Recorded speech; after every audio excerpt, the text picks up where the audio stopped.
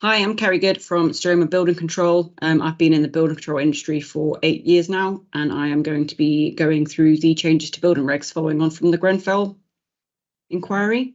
So as you can appreciate, there have been a lot of updates to the fire safety industry. So this is going to be quite a whistle-stop tour in terms of what some of these changes have been, just to highlight what the key points are.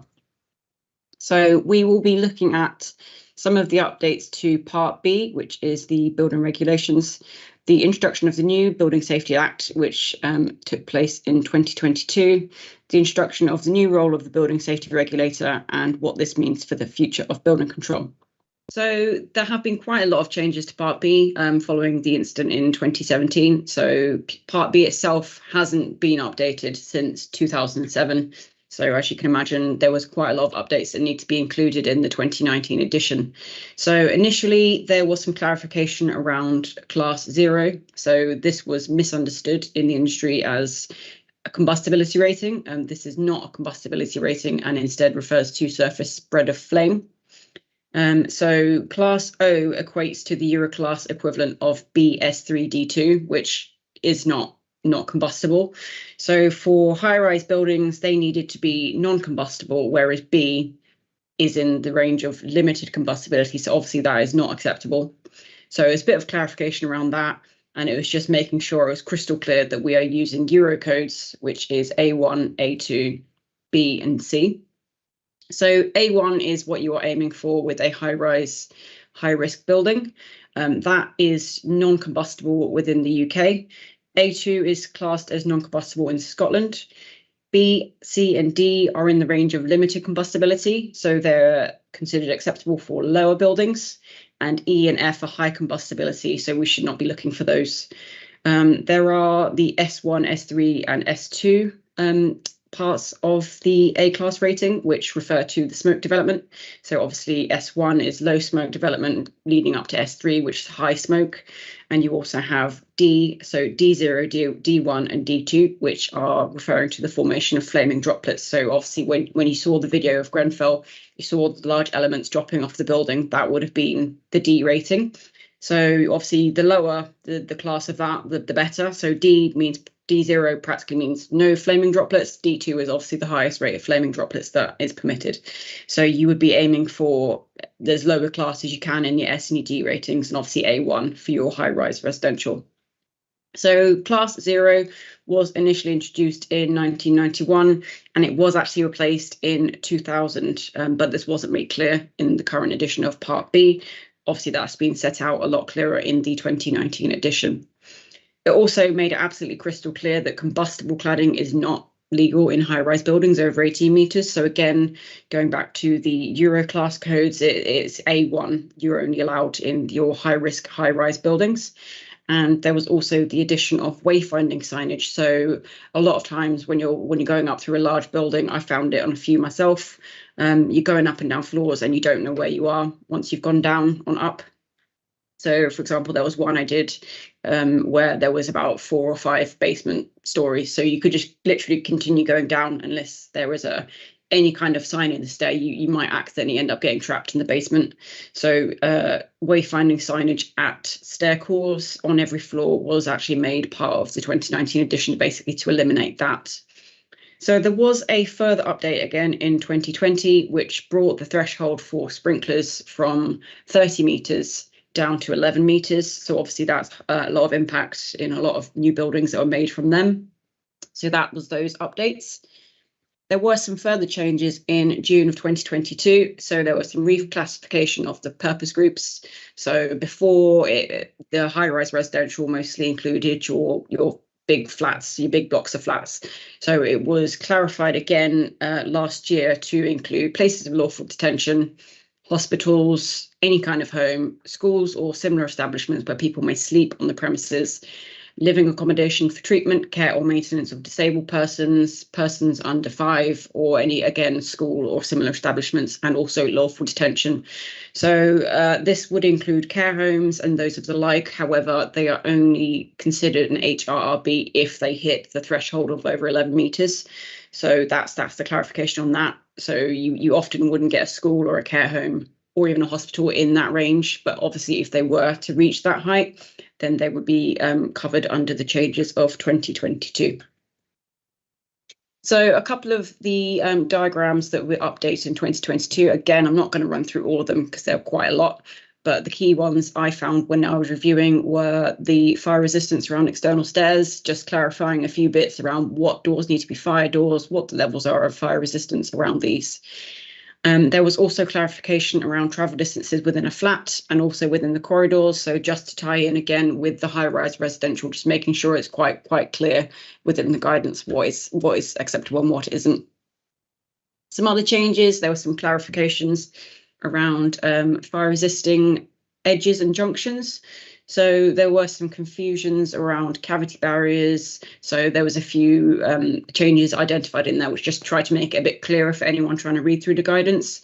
And it was clarified around the protection of openings and also fire stopping details as well. So that was the aim of that, was to make sure those items were a bit clearer from the future editions.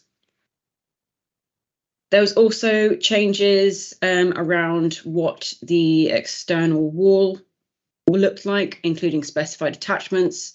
So anyone who is in building control will remember in the last few years there's been a lot of debate around balconies, anything fixed to the wall, whether cavity trays themselves had to be non-combustible or whether they're acceptable to be standard membranes, and even air bricks have been brought into that debate because they are part of the wall fabric. So they had to be completely non-combustible as well. So there's been a vast review of all the construction details, basically to whatever is on the facade of a high-rise residential. So there's a lot of changes within the last few years to digest. Another thing that was brought out was the Building Safety Act. So as you are probably all aware, Dame Judith Hackett did a very detailed review of the building regulations and obviously the Grenfell incident itself, and she put together a big document based on what her recommendations were, which was basically what brought the Building Safety Act 2022 to light. So this was eventually granted royal assent in April of last year. Obviously, there are still some consultations going on around some of the minutiae for the Building Safety Act. It's still very much a brand new document. It isn't embedded in any way, shape or form as yet.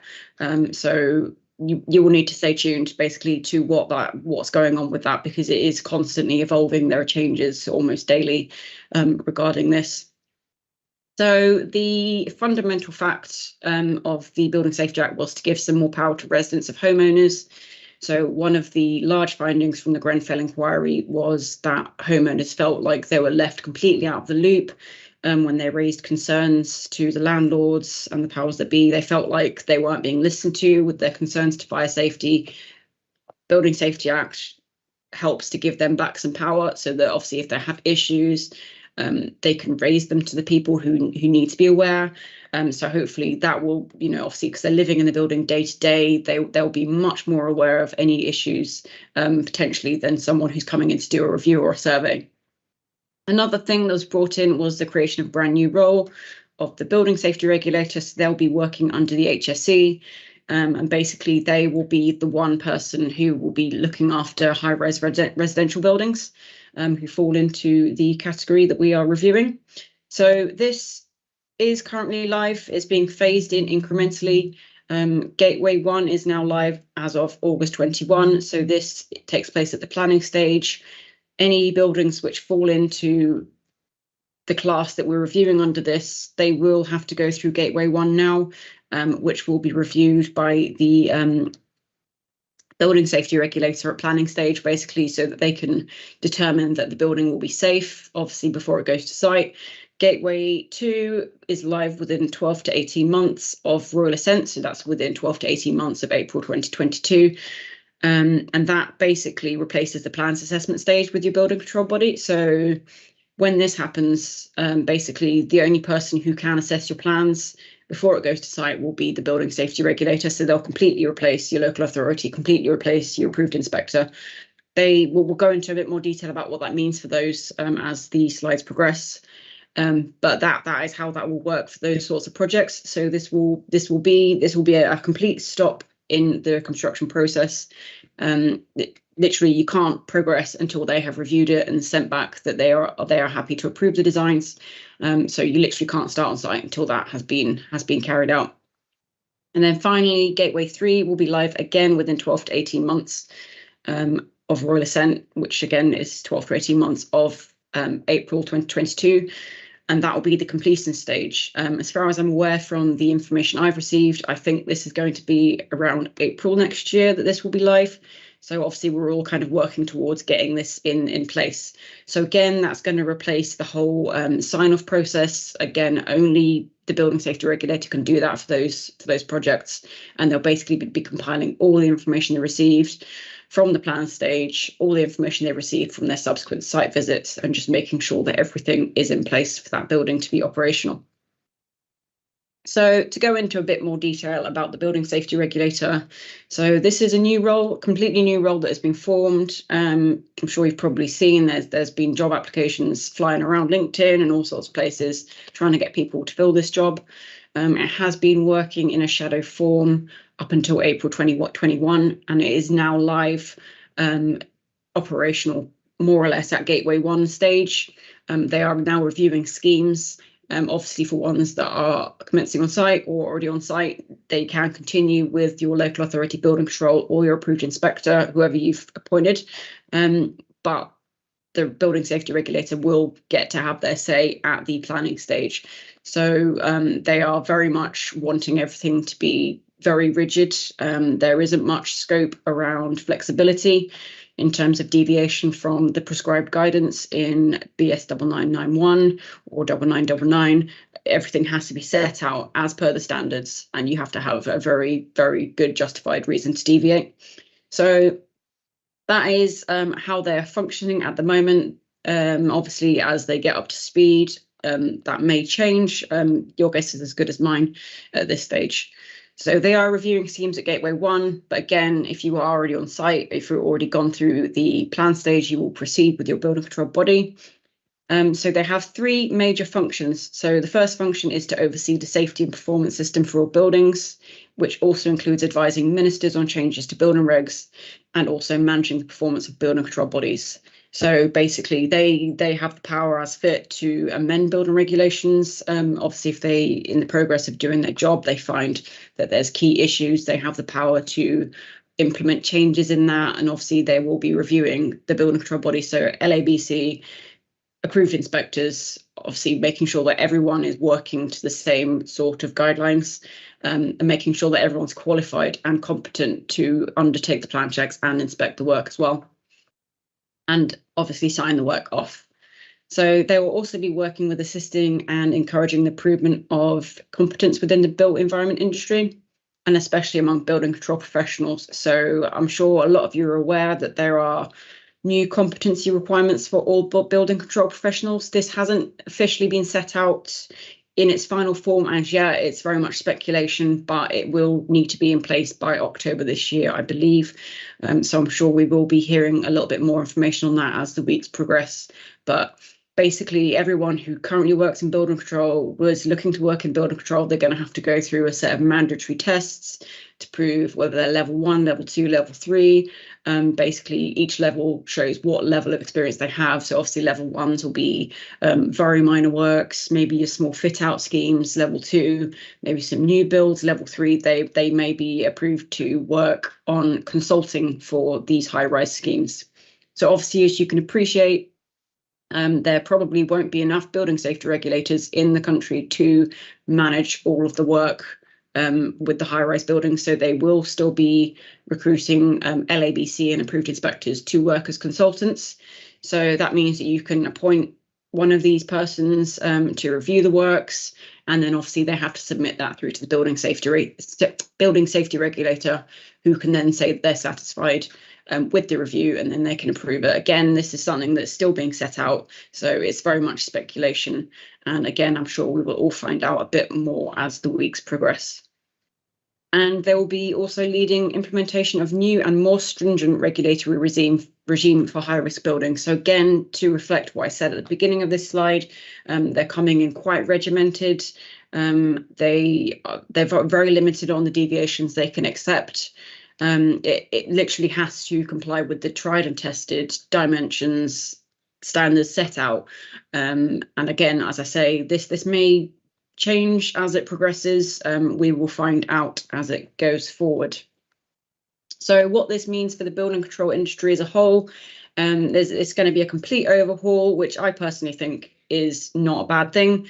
Basically, it's going to be making sure that everyone who works in this industry is up to date with what they need to know. They're completely competent and they're working on jobs that they are experienced and ready to do. Obviously, if the people are looking to progress, they will have to go back and do like level 2 and level 3 tests, just to show that they have the competence to work on these high risk schemes. So the building safety regulator is going to provide oversight of all of these high-rise residential and other in-scope buildings. As I said before, other competent building control professionals, either registered as a company or through as an individual, they can provide the consultancy, but they will have to go back to the building safety regulator, who will approve that through the gateways. They've got the investigatory powers if building control bodies breach any operation standards. So again, if there's any kind of local authority or an approved inspector who are repeatedly making the same mistakes, building safety regulator will go in there, obviously investigate what's going on and fundamentally just correct the issues. I mean, that's all we're looking for really as the industry. We need to get out of the finger pointing and we need to just make sure that we're all working to the same hymn sheet. So as I say, I'm looking at it as a good thing. We've all got an opportunity to get up to speed, know what our level of experience is. As I find it much more dangerous not knowing what you don't know. Whereas if you know what you don't know, you have the power to then change that and go ahead and learn that. So I see this as only good things for the industry, if I'm honest. And subsequent to that, anyone who doesn't meet the standards can be deregistered. So there obviously is a big obligation there for companies to get the qualifications needed for their staff, get themselves registered, get the individuals registered, and maintain that standard. So obviously continual CPD, continually making sure that everyone's up to date. As I say, that there's building regs changes every 5 minutes. It's quite hard to stay on top. But that is what we have to do if we're working in this industry. So that is something we have to accept. Also, the whole building regulatory regime will be independently reviewed every 5 years to make sure it's fit for purpose. So that is something brand new, something, again, I see as very, very good for the industry, because previously it's been the stable door sort of attitude where we only do something when the horse is bolted. If we are doing something every 5 years, we are continually making sure that it is still fit for purpose, that people are still fit and competent to carry out these jobs, because they are ultimately looking after people's lives. It's not just doing it for fun, especially, with fire safety. There's no joking around with it. We need to make sure that we're all up to speed and we're all singing from the same hymn sheet. So I do see that as a really good thing. And I think that this is going to be really good for the building control industry as it moves forward. And that is pretty much all I've got so far, just because there is just vast amounts of information. And as I say, it's all changing quite frequently. So this is where we are at so far. Thank you very much for your attention and thank you for attending.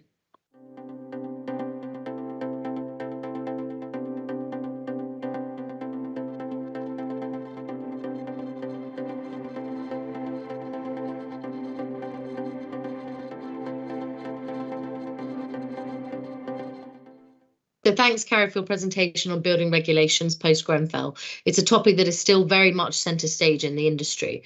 So you spoke about the building regulation changes in the UK, but Grenfell shocked the world. Do you think these UK regulations will instigate an international collaboration for change?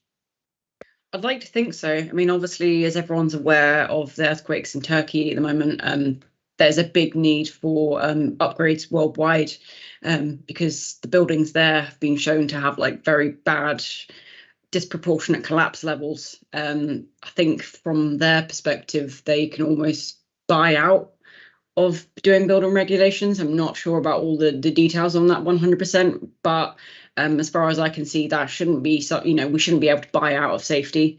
And I'm pretty sure there was another big fire over in Dubai not that long ago as well.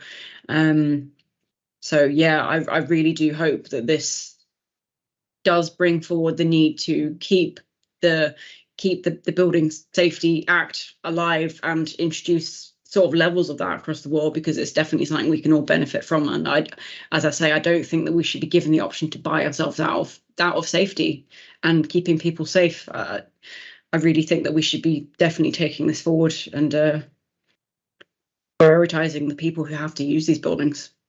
So you also spoke about the building safety regulator. So how does a new construction project, so say for example a high-rise residential building, get a building safety regulator allocated? So I think this is still very much up in the air. I'm not sure that they have the ability to appoint someone per se. I think they're trying to remove the whole you can choose who you want part of that out of the process, which I think is quite good, because we've had the days where you pick someone because you know them, you've got a good relationship, which has worked. But again, I'm not sure if that is obviously the best option. So I think at the moment as it stands, when it reaches Gateway 2, the HSE will just allocate a building safety regulator. So you apply through them, and then they say, right, you've got this chap, and you don't really have much say in that. So I think, as I say, this is very much evolving, but as far as I'm aware, that's how it stands at the moment. As we're in the early stages, it'll be very interesting to see how things develop through each gateway. So lastly, as a new speaker to Fire by Live, what drew you to this conference and what drew you to wanting to speak here? Well, fire safety is such an important part of building life. I mean, not just at the use of the building, it's during the construction. And I think, taking events like Grenfell has very much brought it to the forefront. And that's where I think it really belongs to be. It's, you literally can't put a price on that. So, I'm just really interested in becoming part of the change. Like I'm really keen to get forward and bring myself up to speed and watch the industry get up to speed so that we can try and put these events in the past. But again, when I say put them in the past, doesn't mean forget them by all means. We need to make sure that we never forget, we keep learning. It's continually learning. As I say, like this whole process is just evolving every day. So that, every day is a school day, and I'm just keen to be part of that. And also I'm really interested to see what other speakers you have on as well, just so I can update myself with other parts of their knowledge. Well, thank you for your time. We do really appreciate you being here. And if anybody has any further questions to ask Carrie around building regulations in the UK, then please do reach out to her and connect with her on the platform, and you can go from there. Thank you. Thanks, everyone.